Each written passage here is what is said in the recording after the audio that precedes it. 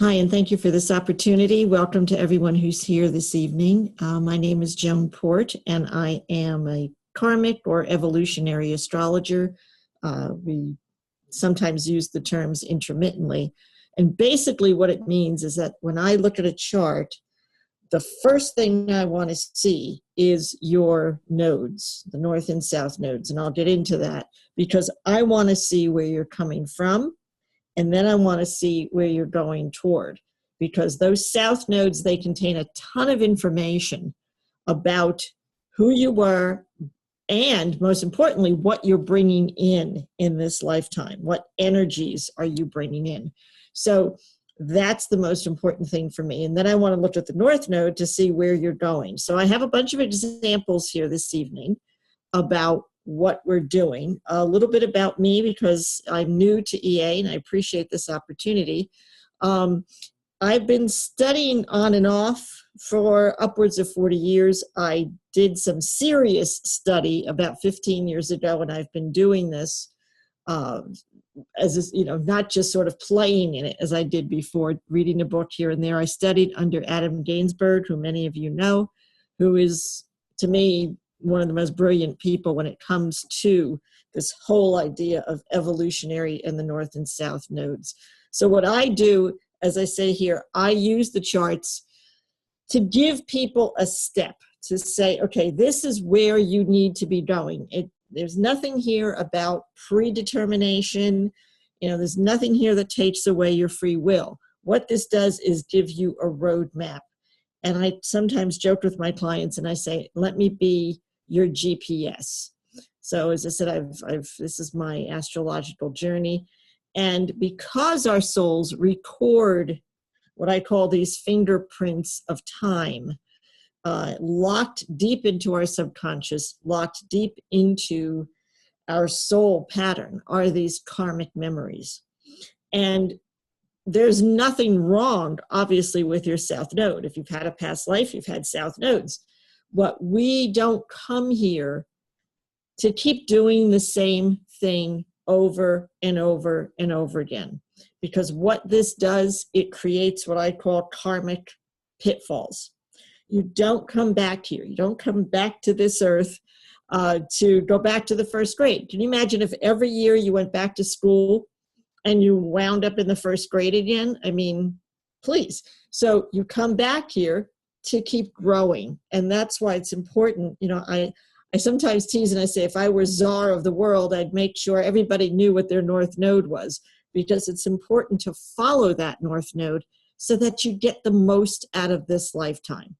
And I have worked with some Jungian healers and some other kind of healers, because people sometimes have these things so trapped inside of them, so deeply in their subconscious or so deeply in their karmic memory, that they don't know why they are doing things now.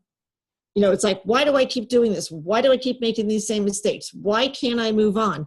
And when we go into the chart, we find a lot of times, all the time, I must say, oh, that's what happened in the past life. This is what you can't let go of. This is what is carrying forth. So that's sort of the little karmic gain that you get.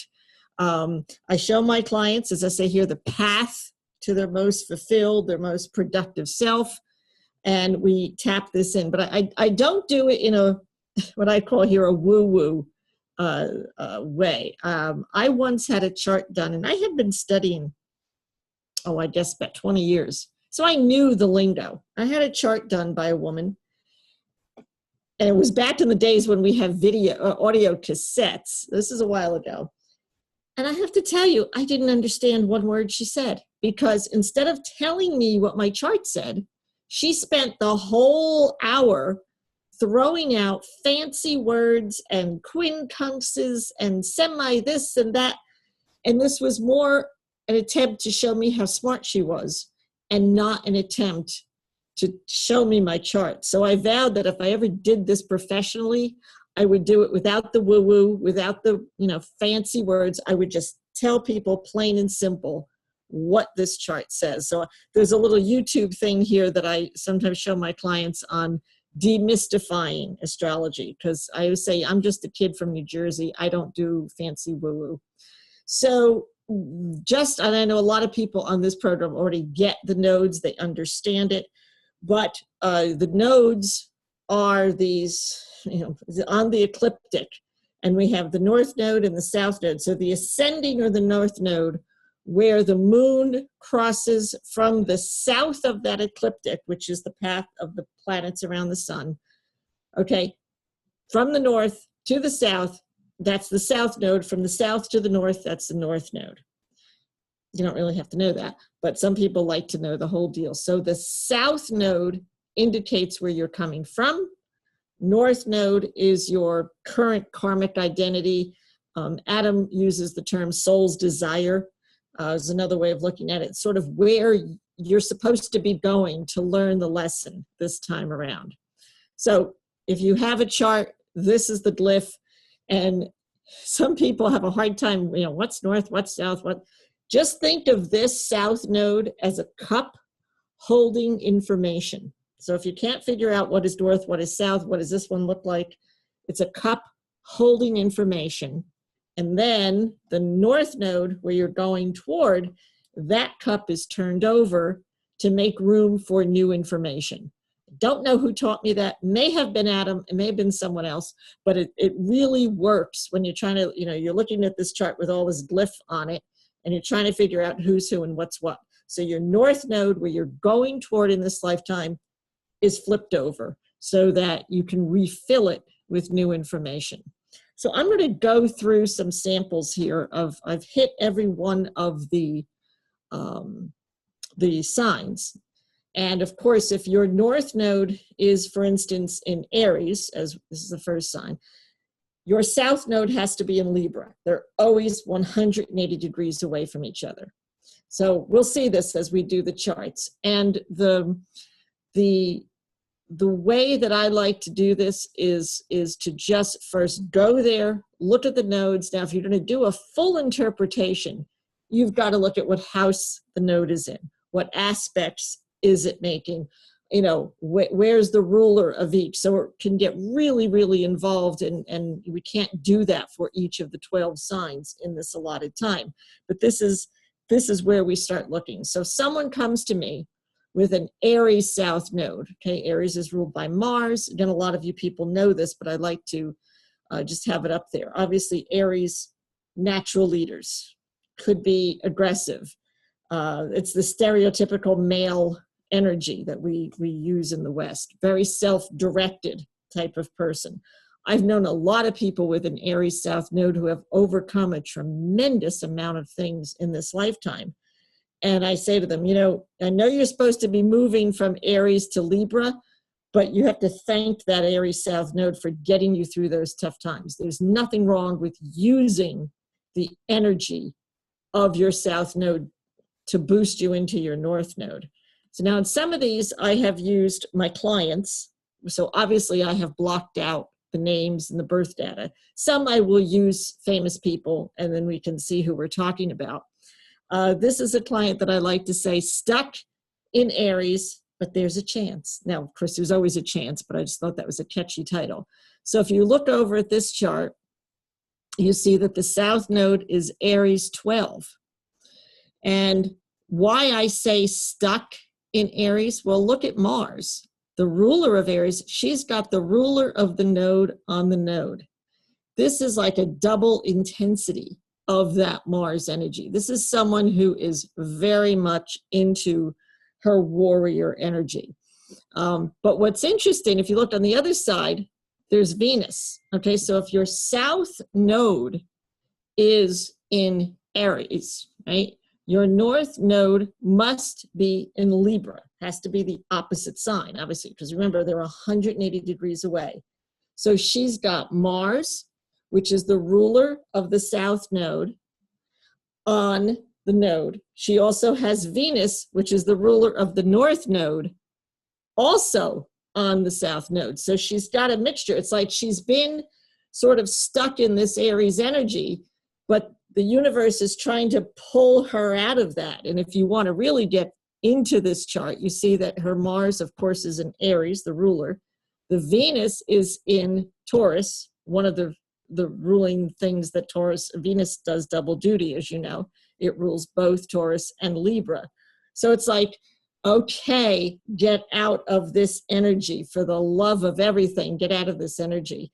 And with Aries South Node in 12, I often say she's like, a past warrior for God, whatever we want to term God, because the 12th house is our connection to the universe, right? It's a connection to God, the great big bubble in the sky, the man with the long white beard, whatever you anticipate. The 12th house is our portal to all of these enormous things that we don't understand here on Earth. So she has this energy of fighting for the big cause, fighting for, her spirit. Even if was not a spiritual person in these past lives, she had like a spiritual warrior. Whatever she did was with spiritual zeal. And she has still a lot of that fight in her for the big ideas. And what I'm showing her slowly in this lifetime is with Libra 6, you gotta ease back. What does Libra, deal with? Creativity, looking at the other person, beauty, all those very Libran balance. And it's in your 6th house. We know the 6th house is very grounded, right? It's the house of Virgo. It's the house of the body and how we physically work the body. And she's had a number of health issues that have forced her out of this, I'm going to fight the big fight. She's always saving the world, which is, sometimes, especially now, the world needs saving. But I digress. And but you have to bring it down. You have to bring it down to you. You have to bring it down to your physicality, your neighbor, the person next door. So get into it. So this is an example of someone who's having a hard time letting go, but she's realizing, I got both of those rulers balancing out on each side. I can do this. And she's really making some tremendous progress. Now we go to someone, obviously we're going to go right around the wheel, with a Taurus South Node, again ruled by Venus. Poor Venus does double duty. What's the sign of Taurus? More artistic. I always tell people, think of the bull, lying in the grass, just sort of lazing around and sort of swatting the flies away with his tail. Kind of get into that very tactile, creative, peaceful energy. Now, Coco Chanel. This is someone, now she's going South Node Taurus. She, in her this life that she just left us, well, she's been dead for a while, but in her Coco Chanel life, she was going towards a Scorpio North Node, right? Opposite signs, Taurus to Scorpio. So I joke sometimes, I say, okay, she's got Taurus, 4th house, South Node.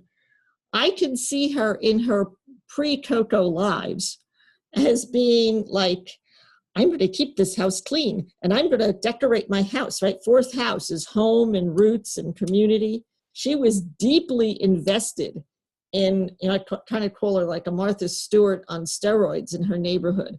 She was probably there, painting the library or whatever task for a library in that life, or, fixing up like the church lady who's fixing up the gardens, someone very dedicated to home, but obviously had a creative act, a creative ability. And to me, she is a perfect example of someone who is using the good part of Taurus to get into her North Node. Okay, so follow me here. Her North Node is Scorpio in the 10th house. So, Taurus is the bull sitting in the pasture, just, worrying about tactile comfort, security. Scorpio is, I'm out here studying the mysteries. I'm going to do something powerful, right? I'm going to make an impact. I'm Scorpio. In her 10th house, the house of career. I recently heard someone say the 10th house is your lifestyle. And I like that.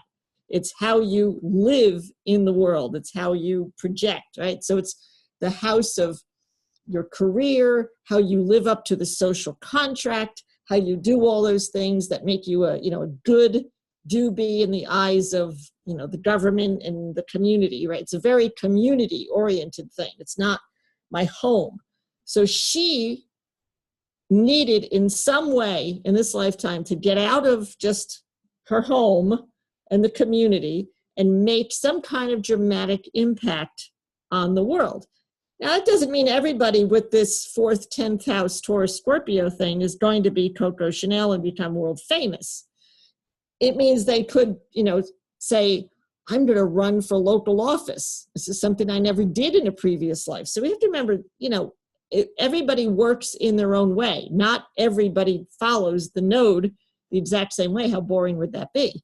So here she is. She's making this dramatic impact. She's changed fashion, which is a very Taurian thing, right? So she took that ability.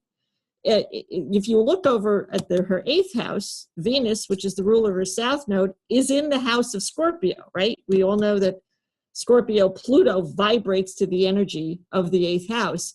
So she has like a really good boost there. And she has made this impact in the world of creativity. And if you get into her life, you know that she had a rather bad childhood. She had to leave a lot behind. She really reinvented her entire persona, which is what? Very Scorpio. What is Scorpio, right? Change, transformation. So she really empowered herself, Venus in the 8th, to make this impact. And what's really interesting is if you look over at the 5th house where Pluto is, Pluto being the ruler of Scorpio, that's in what, the 5th house, which is the house of creativity, the house of projecting, standing on stage. So this is an example that I use because I need people to remember that there's nothing bad about the South Node, and the idea of using the good parts. So the good parts of Taurus, the tactileness, right? She was in clothing, the creativity, the beauty aspect, as opposed to the lazy aspects. Taurus can be a little bit, I'm just going to sit here in here and I may eat too much, I may drink too much. She used all the good energy of her Taurus South Node to completely transform herself, Scorpio, put herself on the world stage, 10th house, and use it in a creative way, Pluto and Venus both. But she really, really was someone who just boosted right into that North Node. So Gemini, talkative, impatient, versatile, nonconformist, and I put charming in there because I have a Gemini South Node, so I had to do that. But we can be. We can also be really annoying people who sit there and tap their fingers and toes all the time. So I use my chart, and yes, I took my birth date off of there, so you're not going to know how old I am. But I use my chart, and this is my journey from Gemini. So I'm born with South Node Gemini, 8-9. I hate people with stuff on the cusp, and I was born on the cusp, and it drives me mad. But I digress. So really in the 8th, so Gemini, when I was a little kid, this was me. Just could not sit still. Knees always bopping, hands always, I had all this Gemini energy. I also had all these Gemini men who were attracted to me. And if you look, I'm a Scorpio with Libra rising. I don't do Gemini men very well, but I'm like, where are they all coming from? So I didn't realize this was all, past life. And as you can tell, I can talk, and I can talk quickly. And I hope I'm not talking too quickly. That's also because I'm from New Jersey. But this Gemini energy, I need to read, I need to sit, I need to move. No, I sat too long. That was me. I had anxiety issues. I, just couldn't sit still. I couldn't sleep. I still hate to sleep. But so I had a lot of negative Gemini coming into this life. Because my South Node is in the 8th house, this is something I'm finding. People with South Node in the 8th house always feel a bit powerless. Nobody is listening to me, right? This was my mantra for years. I come from a large, loud Italian family. I'm the youngest. No one will listen to me. I was the youngest in my class. we started school. My birthday's late October, Scorpio. And I just made the cutoff. So I was like 4 years old when I went to kindergarten. So I was always the youngest kid in the class. No one listens to me.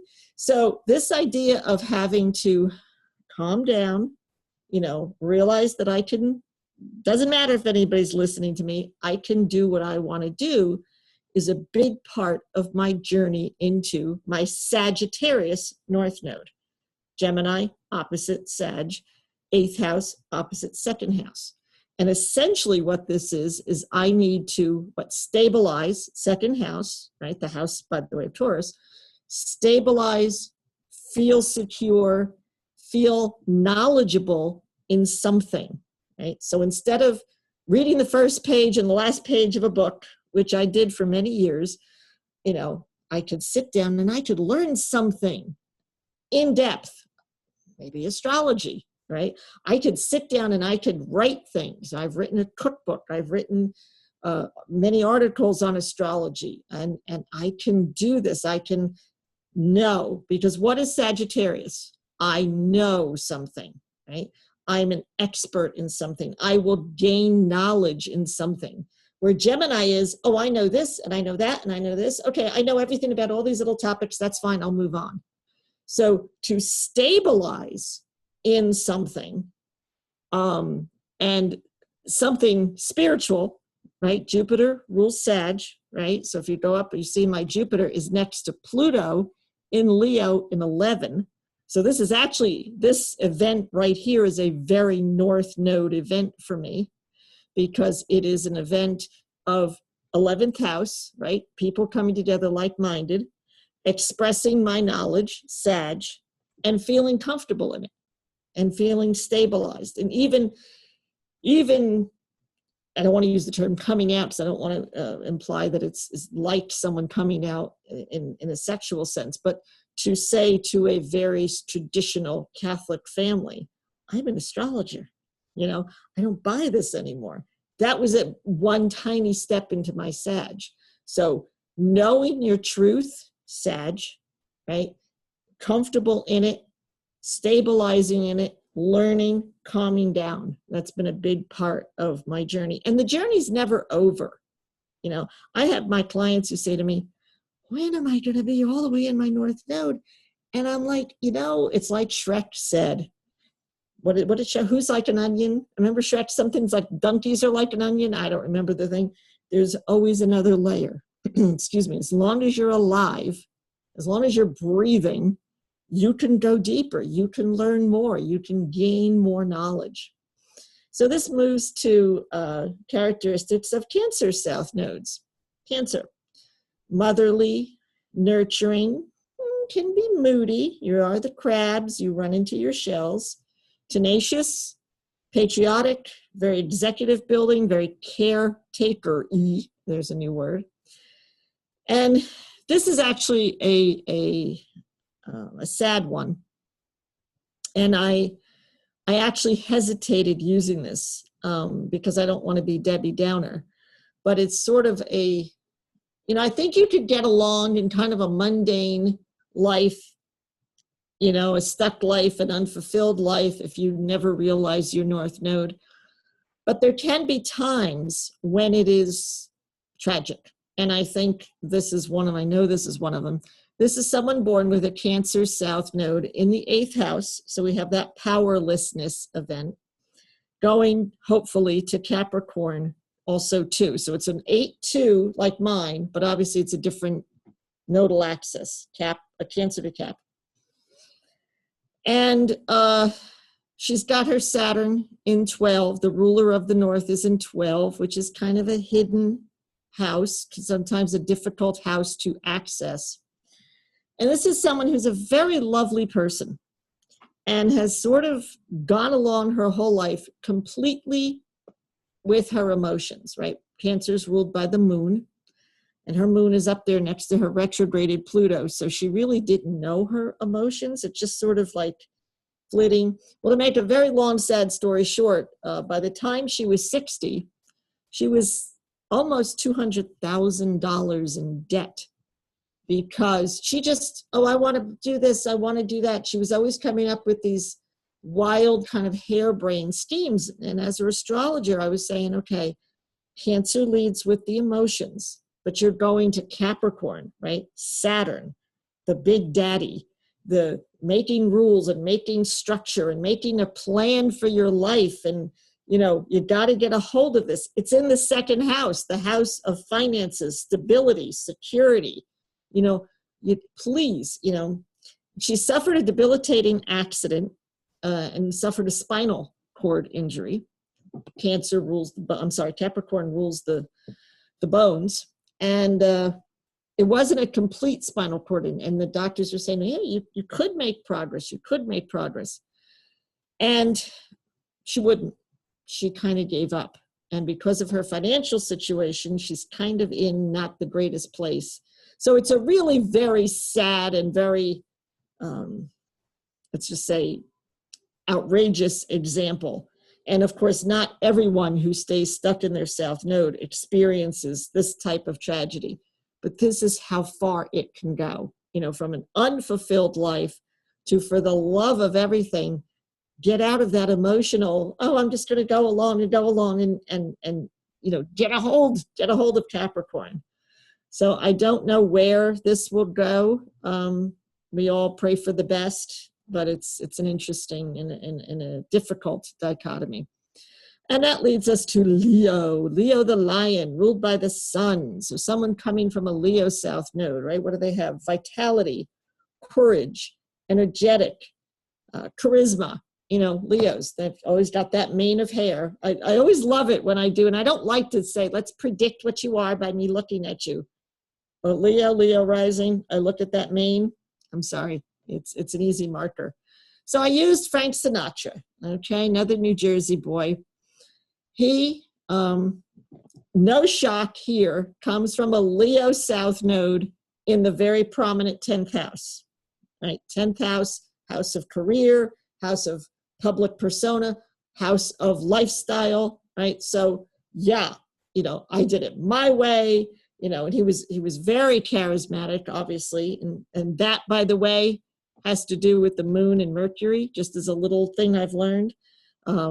If you look at someone, I'm sorry, I said moon, sun. If you look at someone's sun, and if the closer it is to Mercury and the closer it is to Venus, either one, the more charisma that person has. So if you look at, you know, like Bill Clinton or Sinatra or Jackie Kennedy or Lady Diana, you will see how the closer those are, particularly Sun Mercury, I found the charisma is just off the charts. So no surprise that this guy is Frank Sinatra, right? Bigger than life. But that was his past life energy, right? That's his South Node.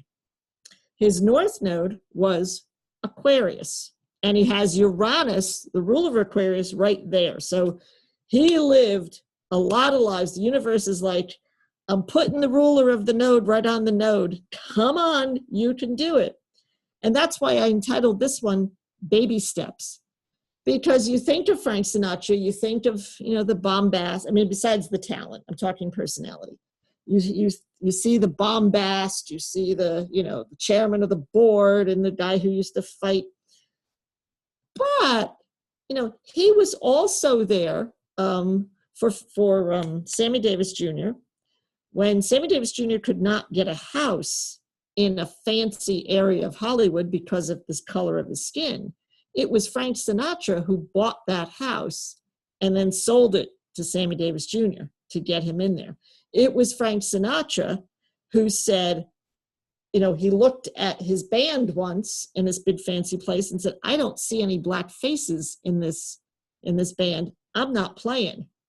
And so he went from this, you know, had a lot of that Leo bombast. But what is Aquarius? It's humanitarianism. It's kumbaya, right? It's we are all brothers. Uranus is very far thinking and very caring. And, you know, I don't want to be in the spotlight like Leo. I am one of many. Now, did Frank totally embody his North Node the way Coco Chanel did? Obviously not. But who are we to judge? You know, one thing I have had to learn, you know, everybody has their own path, as we all know, but you could see it here. He tried, he made steps. Yeah, he kind of backslid in his later life when he got really kind of conservative, but he was trying. You know, we know that he did a lot of humanitarian things. We also know that he was probably a spy for the United States. You know, that's kind of crazy Aquarian, right? Out of the blue. That when he went to countries on his, you know, going in to entertain, he was doing some spying for us. So again, you can't completely judge someone, and everybody hopefully makes some kind of baby steps. Oh, now, you know, this one I love. Virgo. I consider Vesta the ruler of Virgo. I know some people still use Mercury, which frankly I don't get. I know some people use other asteroids. I like Vesta. You know, it's just something that works for me. Critical, mostly of self, health conscious, self-deprecating, methodical, very earthy. I think of them as one of the earthiest of earth signs. And someone, I cracked somebody up once when they said, they asked me to personify each of the 12 signs. And when I got to Virgo, I'm like, a 1950s madman secretary. Remember with I had these glasses too, the horn rim, you know, the pointy glasses, not horn rim, they pointed, you know, and she wore the gray suit and knew where everything was in the office and ran that office. That is the epitome of a Virgo. Now you're going to laugh because the person I chose, how could I not pick Mark Harmon? I mean, come on, I'm a woman of a certain age. Give me a break. Mark Harmon is really Virgo. I mean, look at that 11th house. He's got what? Mercury, Sun, Node, Venus, and the Moon, all in Virgo, right? Very, very strong. He's got that Scorpio North Node, rising sign, which makes him very secretive. So he's coming from Virgo 11, right? So very self-deprecating, very part of the crowd. What is the 11th house, right? That group of like-minded people. So I would think that someone with a Virgo South Node in the 11 would be like the ultimate minute taker at the meeting. You know, the one who runs around and gets everybody to put it on their calendar, right? Doing all those very methodical Virgo-y things and getting it right. So, of course, he started off as a football player. He started, you know, on the NCIS set. They say he has the smallest dressing room. There's no star power. He stands in line like everybody else. Very 11th house. So here's another example of someone who's using a lot of the things about his past, the good aspects of Virgo.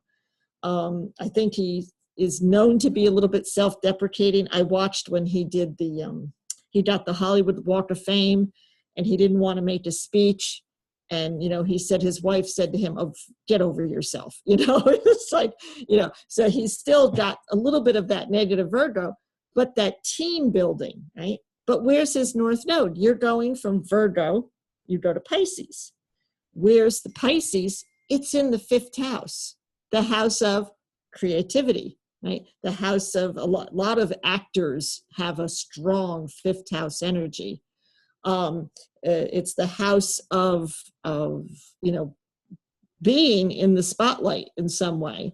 And of course, Pisces is of course, it's a very spiritual sign, but Pisces says, jump and the universe will protect you.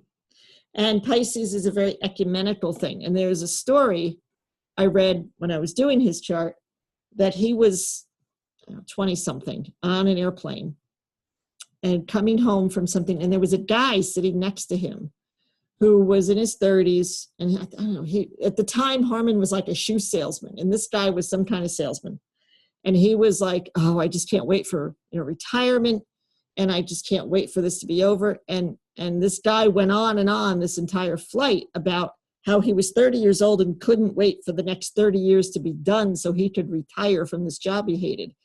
And he got off the plane, Harmon, and went in and put in his resignation and said, "I'm going to try this acting thing. Jump, the universe will support you." So he's keeping a lot of the Virgo positive energy and using it for this. And besides, I had to use them, come on. But anyway, so now we go to Libra, okay? So, you know, graceful, seeks balance, but they need approval. And Libra, and I got a Libra rising, so I know the codependence of Libra. So imagine coming from a Gemini South Node, which is air, you know, in a powerless position, 8th house, and getting stuck with a Libra rising, which is airy and codependent. So I was kind of a mess for most of my life. But this idea of what will they say? And this person has a double whammy of this energy. Libra is in the first house. So what's the first house? It is persona, right? It's how you project in the world. Libra is, first house is our personality. And you know, I'm sure you guys are well enough along in astrology to know this whole idea of, you know, what's your sun sign? It's like, come on. It's really that first house, that ascendant. So this person is also a Libra ascendant, but he's got Libra in the first house. So his whole past life shtick was, I got to make sure they like me. I got to make sure that this person accepts me. I got to make sure that this happens. I got to make sure, you know, am I doing it right? Am I pretty enough? You know, so this person is dealing, particularly because if you look, again, if you take this into house and sign and blah, blah, blah, the ruler, Libra does double duty, as we know. The ruler is in the 10th house. So again, they're always judging me. 10th house is my lifestyle, my career. It's in Cancer. It's a very emotional sign. So this poor person has just always wanted everybody, you know, what's that Sally Field thing, you know, that you like me, you really like me, right? And we could get into the Pluto retrograde also in the first house, meaning a sense of personal powerlessness. Anytime you see a Pluto retrograde, this person has to reclaim their power, but that's another topic. And now they're going to Aries. So remember, we're now at the Libra Aries. Of course, we start with Aries as the first sign. Now we're getting towards the middle of the chart. So we're going from Libra to Aries. So what do they have to do? Well, remember those things about Aries. Self-determined, strong, right? I'm okay. I accept me.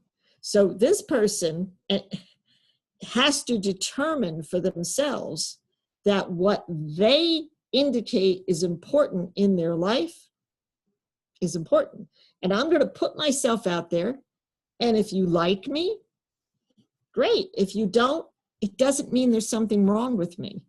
And to make this even more complicated, as you know, Aries vibrates to the first house. Libra vibrates to the 7th house. So they have to completely flip this. This person has to learn self-assertion, self-awareness, self-discrimination in terms of, I maybe don't want this person to please me, or I don't have to please this person, you know. So this is tough. He's making great progress, but it's tough. It's tough. And he's doing good. But he's like, I just got to turn off the voices, you know. Scorpio. Okay, Scorpio South Node. Scorpio ruled by Pluto. Scorpio is volatile, sensual, dramatic, secretive. Well, I put dramatic twice. They're pretty dramatic. This is another client of mine. Her South Node is Scorpio 4, bordering 5, but in 4. And with her Pluto, the ruler of Scorpio, retrograded in first. She's kind of stuck. She's trying. Okay, so she, because of the drama, the need for drama Scorpios have, is always throwing herself into things. Like she was active in local politics for years and years and years. Great thing. But I mean, lived and died, worked hours and hours, and got to the point where it made her physically ill. Okay. And she's had to sort of step away. And she's a good friend of mine as well as my client. And I say, okay, you're going from Scorpio to Taurus. Taurus is what? That stabilized bull, the one who sits in the pasture, who loves to, enjoy life. And she does like to paint, and she does do Reiki, and but she doesn't have time. She doesn't have time. So she stepped away from politics. She got her health back. She started to pivot to Taurus. In fact, I bought her a little bull, to remind her, like a little silly Ferdinand. But now she's throwing herself back into family drama. Her kid got divorced, so she's got to go rescue him. One of her grandkids had some physical problems, fortunately not bad, but they weren't doing anything right. Her parents were doing it all wrong. And I'm like, step back. So it's like this seesaw. So Scorpios need to leave the drama, the passion, the volatility. They need to go to that peaceful, happy Taurus place. I hope she makes it. She'll get there. Now, Sag. Remember, I'm Gemini going to Sag. You're going to love this example. This is Sag, hopefully going to Gemini. Sag is the seeker, right? Sag wants knowledge, deep knowledge, not, flighty Gemini knowledge. They're the wanderer. They're the traveler. In their worst example, okay, they're fundamentalists. And if I love Pluto, being a Scorpio girl. If you look at generational Pluto, 9/11 happened when Pluto was in Sag. It was the negative fundamentalist energy running amok. So I had to do it, Sag, Donald Trump. Now, I'm going to try to leave politics out of this, because Hillary Clinton was not in her North Node either. So I'm writing an article on that right now. So you've got Sagittarius in the 4th house. What is Sagittarius? I know, right? What is Sag at its worst? I fundamentally know this is true because I say it's true. It's true for me. Therefore, it's true for everyone. I know. Those are the 2-word descriptions of a Sag, right? So when he was up there, again, I'm not being political, saying, I alone know. I alone can fix this. Remember, that was during the campaign. I have a secret plan. I know more than the generals. That's Sag. I know, and you're not going to tell me anything different, okay? His moon is next to it, so he's emotionally invested in this. It's in the 4th house, which is one of the reasons he runs family business. But 4th house is what? Home, roots, community, neighborhood. I am the only one who could protect you. That's it. Now, it would be nice, right, if he went to his Gemini North Node, 10th house, the house of government. So when everybody's saying, oh, he's going to pivot, well, he could pivot. Gemini wants to gain information from a lot of sources, right? Sag knows I have this information. So I'm going from Gemini to Sag. I have too much scattered information. I have to develop this I know. He's coming from Sag, I know everything, to, oh, there's a whole world of knowledge out there. In the 10th house, the house of government, the house of career, I could open myself up to learn. Is it going to happen? Again, with his Jupiter, which is the ruler of Sag in the 2nd house, the house where he stabilizes in this knowledge that he has all the knowledge. It's going to be real hard to pivot out of that. But, I tell you, he's got Mercury in the 11th house, his North Node in the 10th, meeting of the minds, 11th house, government and career. He could. The signs are there. It's up to you. That's the free will part. So I leave that as it is. Capricorn, Saturn, ambitious, conscientious, rule follower. Think of Saturn as sort of the big daddy of the zodiac. The can be a pain in the butt daddy, can lead to depression, can lead to, I know a lot of Capricorn people who are so overwhelmed with this, you know, I'll never be good enough. I always have to climb the next mountain, that they actually give up, that they just don't accomplish it. I just suck, and I know I suck. I mean, that's really extreme, but there's a lot of pressure on Capricorn. So this is an example of someone who had to learn the lesson the hard way. This person has, again, 8th house, Capricorn in the 8th house. So again, not feeling very powerful, but needing that structure. This is someone who needs financial security, who needs, you know, rules and regulations. I remember when this person was applying for a job, you know, there was one place that they could have applied to that was a charity. So it was kind of loosey-goosey, you know, people were there, not making a lot of money, but it was not very structured. And no, they had to go to a very structured corporation, and that's part of it. But from Capricorn, we're supposed to be going to that emotional Cancer, right? Feeling, opening yourself up, feeling the need that there's more to stabilization, 2nd house, than just money, right? You can stabilize in relationship. You can stabilize in just experiencing very grounded earthiness. And this person was married to someone who was a nice guy, but wasn't really good at keeping jobs. Kind of, you know, couldn't hold the job, would mouth off.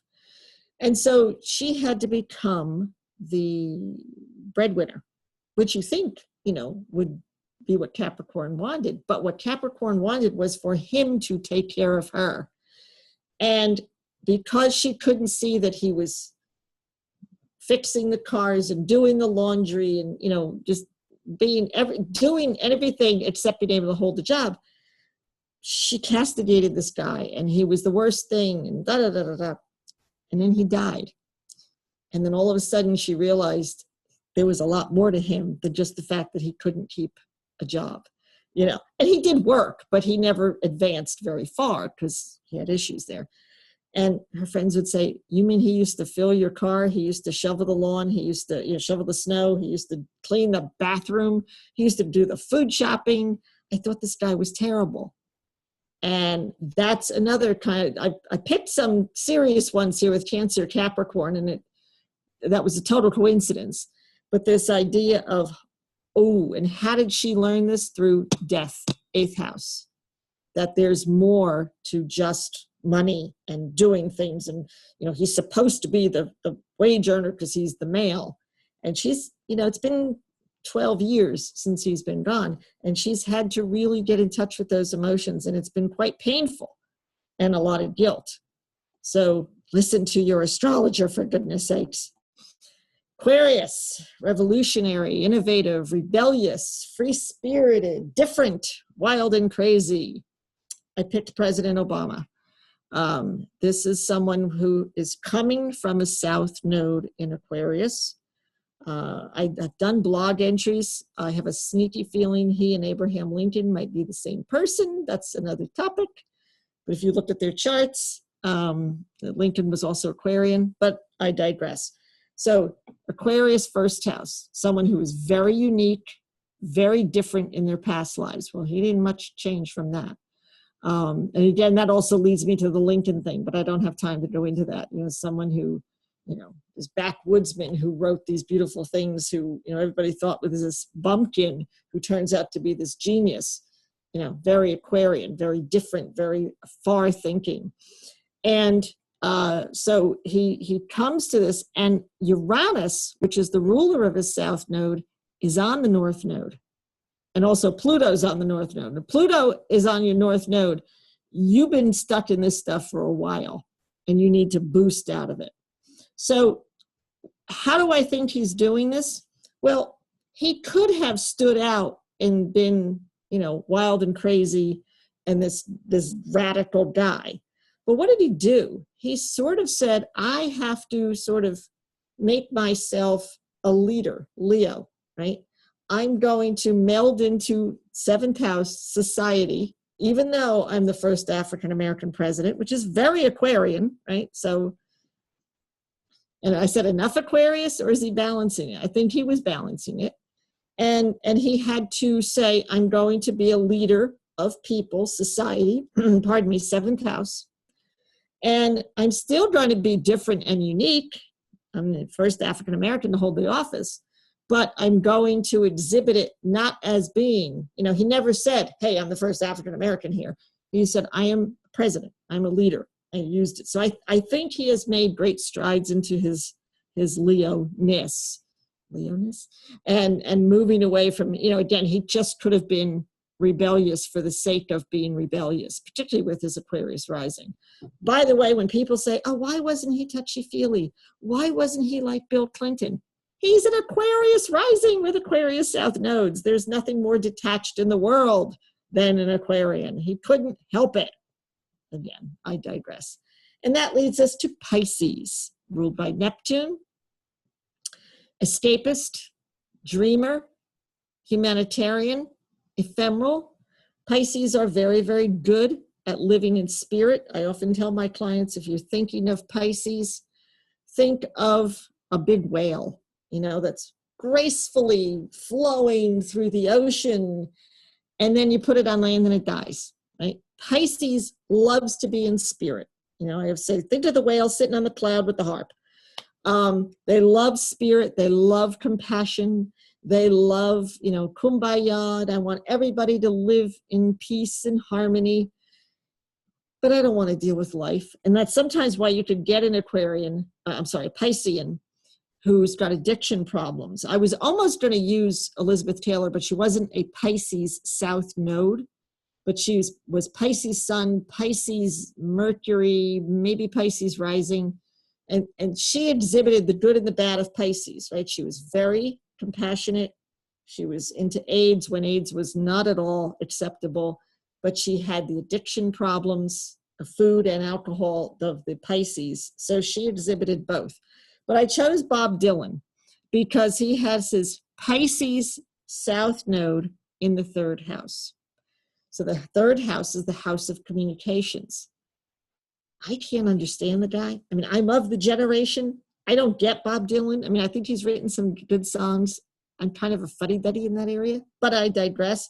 I have friends, you know, he's a poet, he's a genius, he's a this. Well, that's Pisces 3rd house, right? The communication house. Pisces can, you know, sort of pick things out of the sky. Look at Mozart's chart someday with that ability to just pick stuff out of the sky. So he has this ability. He has that ability to be this poet. But his north node, where he's going toward, is in Virgo, the worker bee, and it's in the 10th house. That's what gave him the ability to write those things down, pardon me, to write down those words, to put them out there in the public. Again, 10th house, you know, persona, public, career, lifestyle. Interestingly enough, you see Neptune, the ruler of the South node, in retrograde on the North node. Dylan has had some publicity issues, particularly of late. He didn't go pick something up. He has that, I'm going to pull away, I'm going to detach. But I think that's bringing the Pisces energy into his 10th house, into his career. And yeah, okay, he's a poet, he's an artist. I don't completely get it, but you could see this playing out rather clearly in his chart. So I've gone around the chart. I put this on the end. I do birth charts for people. I give them audio. I like to give audio MP3 players when I do charts so that you have it. And a lot of times people don't remember things and they start asking questions and going on. So, you know, I'm also working on a North Node workbook so that I have questions for you. If this is your South Node, just kind of tell you how stuck you are in that South Node. And I give you a mantra and try to help you work through that. So I think we are at exactly 4 minutes left. I can't believe that I didn't go over. So Linda, if there are any questions? Yes, thanks, Joan. Great work. Beautiful. Any questions? Please unmute and go ahead. Okay. Or comments, give us a moment. I stunned them. I stunned them. No. Well, I found that very entertaining and I really enjoyed listening to you, Joan. And it's lovely to meet you. So if there are no questions, we will say thank you and goodbye and see you next time. Thank you. I appreciate it. It was fun. Thank you, Joan. Thank you, Joan. Thank you. Joan. Thank you. Thank you. There See it ya. is.